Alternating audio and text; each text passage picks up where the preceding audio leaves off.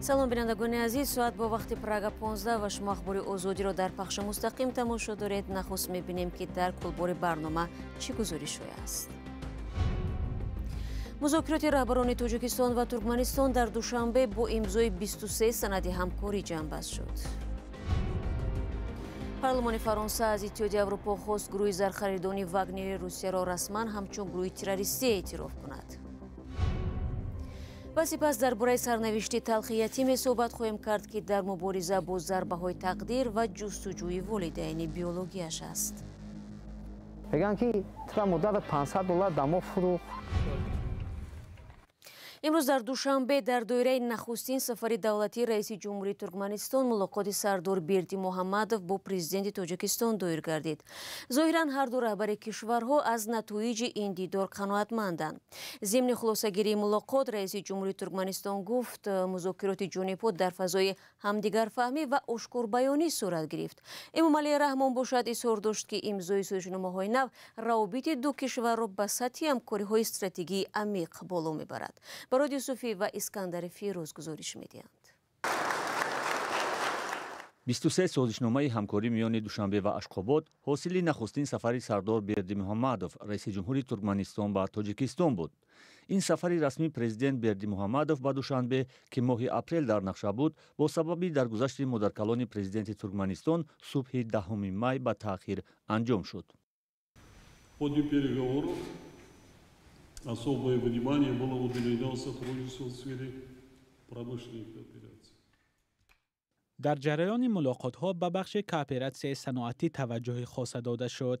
имрӯз харитаи роҳ барои солҳои 2023-2025 дар бахши тақвияти ҳамкорӣ дар соҳаи кишоварзӣ қабул карда шуд. боварӣ дорам ки он барои ҳамкориҳои мутақобила таъсири мусбӣ хоҳад буд. ҳамчунин барои рушди ҳамкориҳо дар соҳаи хадамоти нақлиёт ишора кардем. минбаъд боркашонӣ аз тариқи мошину қатораҳо тавсия дода мешавад.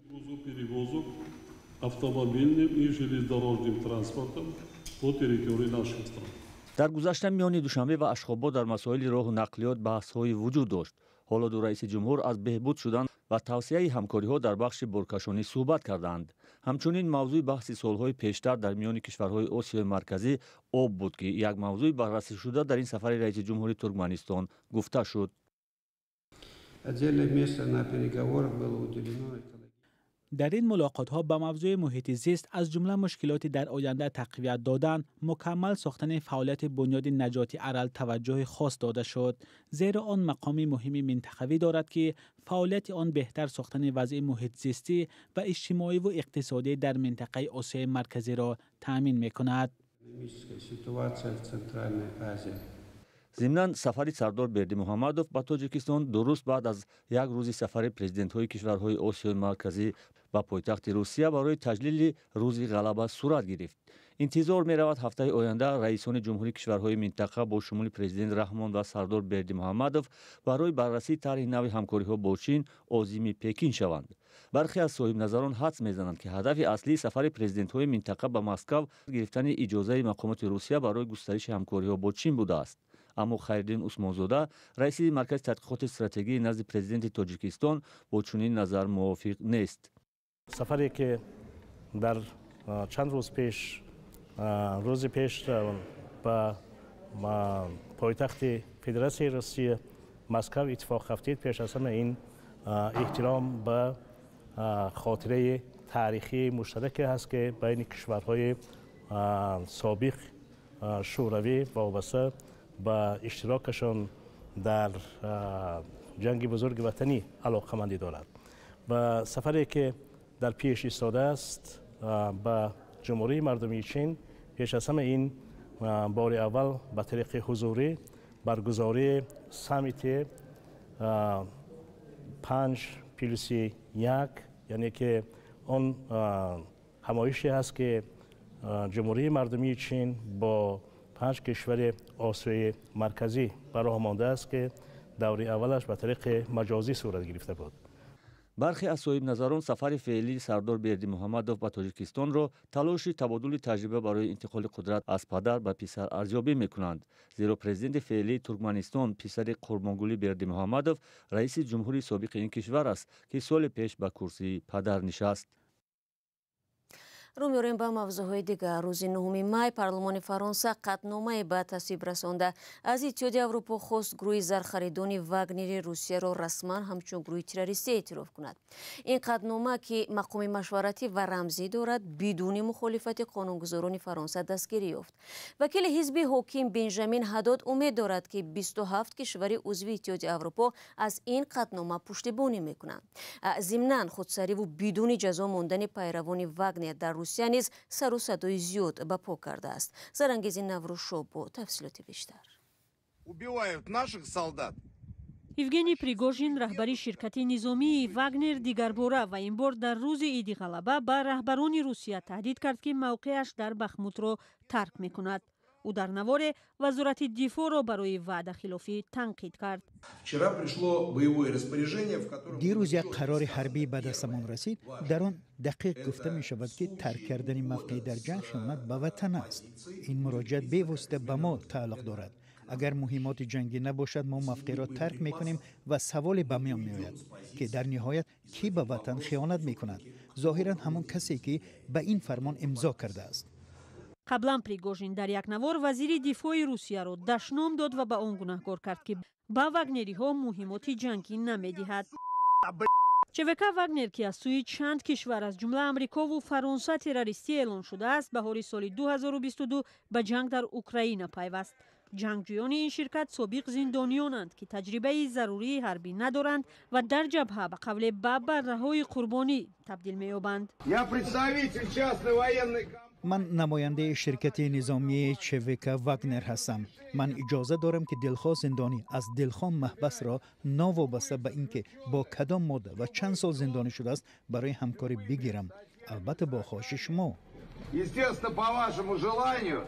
бино ба омори ҳукумати амрико аз оғози ҷанг беш аз 30,000 зархариди вагнер кушта ва захмӣ шуданд. созмони рус идияшая гуфт аз 50,000 маҳбусе ки ин ширкат ба ҷанги украина бурда буд ҳамагӣ 10,000 нафар боқӣ мондааст.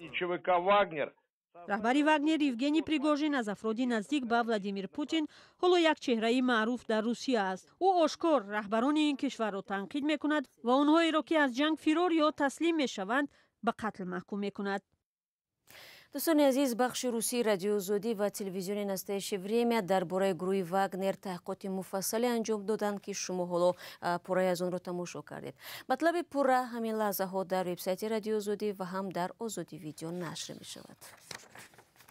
حالا برایتان از حیات یک ساکن شهری حصار نقل میکنیم که سالهاست با نابسامانی‌های روزگارش دست به گریبان است. با گفته جوان او را نخست والدین بیولوژی و سپس پدر و مادری که به فرزند خانه گرفته بودند حواله تقدیر نمودند و این همه سالها او برای پیدا کردن راهی بیرون رفت از مشکلاتش را جستجو دارد، اما هر بار به چاه ناامیدی ژرف‌تر فرو می رود. ادامه قصه را در گزارش نگاره فضل‌الدین می‌بینیم.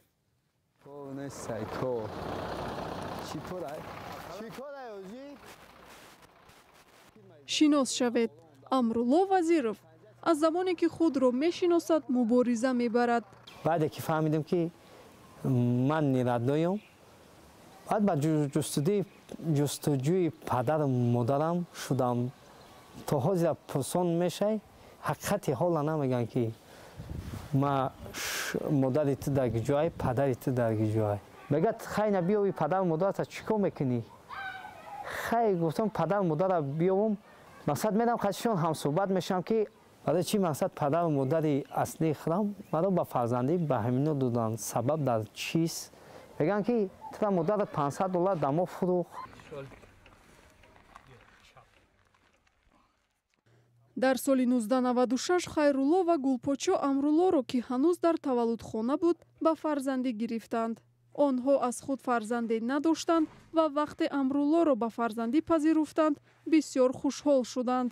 7 сол баъд дар хонадони хайрулло ва гулпочо фарзанди биологии онҳо ба дунё омад. мутаассифона издивоҷашон давом накард ва вақте амрулло ҳамагӣ 14 сол дошт, гуфтанд ки ӯро ба фарзандӣ гирифтанд. ӯро танҳо гузоштанд ки бо ҷаҳон рӯбарӯ шавад. амрулло дар соли 2010 зодгоҳаш тоҷикистонро тарк карда барои оғози зиндагии нав ба русия рафт. дар ғарибӣ ҳам кори амрулло омад накард. او از روسیه اخراج شد و مجبور شد بدون هیچ چیز به وطن خود برگردد. از روسیه برگشت و خواست پدرش او را خانه‌دار کند. اما قبولش نکردند. با مهنت خود یک دختر معیوب را به زنی گرفت. قصه تو در خدمانک همونجا یک شو رفتیم همراه رفیقانم که گفتن که تو بچه سوزی نکی دختر معیوب ای اولم پنسیه میگیره معیوبی گروهی دویم بود و سیم کردنش شما را به همین سستانه که خیلی سوزین مخول میکنه خیلی تقدیر الهی یک بار بودیم اولم تولدش 91 ای من 96 شدم خیلی حیات ای هر شب و هر روز فکر و خیالم در همیه که اگر پدر و مادر خودم میبود من به این روزا نمیرسیدم. امرالله تصمیم گرفت که با سرنوشت خود مبارزه برد. در مردیکار بازار حصار کار پیدا کرد و در یک ساعت از 20 تا 30 سومانی کار میکند. میگوید نه هنر دارد نه دانش نه مکان. سرنوشت او نامعلوم است. 2 فرزند داشت اما یکیش ففتید. امرالله امید دارد که روز نفرانی دست به خیر برای بهبود وضع زندگیشان مساعدت میکنند.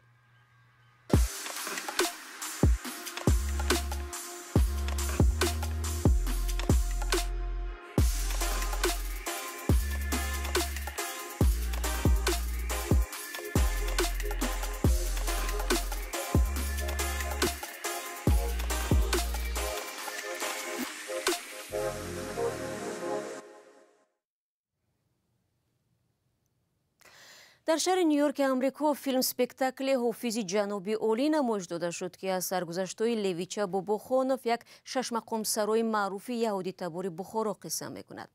تحولات پرماجرای اول عصر 20 در دربار امیر بخارا عالم خان تماشابین را با عمق ضدیت و رقابت و دسیسه‌های اطراف سراینده آوازه‌دار آشنا می‌کند. نمایشنامه سهم دیگری فرهنگیان جامعه یهودی‌های بخارا در حفظ و معرفی زبان تاجیکی در امریکا باشد.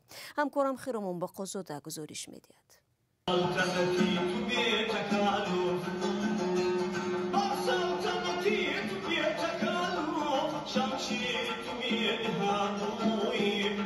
آوازخوان خوش صدای بخارای اول عصر 20 و یک استاد ششمقام لیوی باباخانوف به مرتبه حافظ دربار مشرف می شود و از همینجا دسیسه های زیردستان امیر هم نسبت این هنرمند صاحب مقام آغاز می یابد.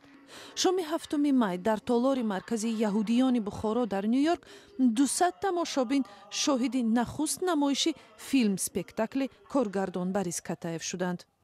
وقتی که من در استودیوی تلویزیون تاجیک کار میکردم درباره این حافظ مشهور بسیار شنیده بودم درباره او از حافظان بزرگ تاجیکستان و میدانستم که لیویچا باباخانوف کی بود، چقدر حافظ بود، چقدر استاد ششمقام بود و با همین آرزو و هوس که یگان برنامه درامایی به صحنه گذارم به نیویورک کوچیده آمده یک کتابی یعقوب خیموف که آن کس نوشته بودند درباره لیویچا حافظ جناب عالی به دست درآمد.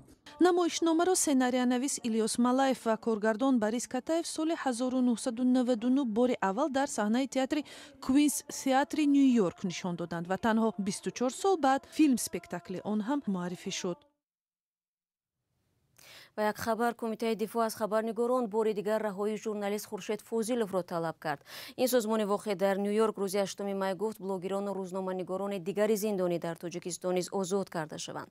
خورشید فوزیلوف در اول ماه مارس امسال از طرف ماموران امنیتی در شهر پنجاکند دستگیر گردید. بینندگان عزیز، شما برنامه اخباری آزادی را تماشا کردید. خبرهای بیشتر از این چون همیشه در وبسایت و صفحه های رادیو آزادی در فیسبوک و اینستاگرام، توییتر و تلگرام و تیک تاک و ادناکلاسنیکی دسترس می باشند. اگر شما نیز عزیزان شاهد خبر و حادثه یا منظره جالب شدید می توانید از طریق واتساپ و تلگرام با ما تماس بگیرید. تا برنامه بعدی خود را احتیاط کنید و خدا نگهدار.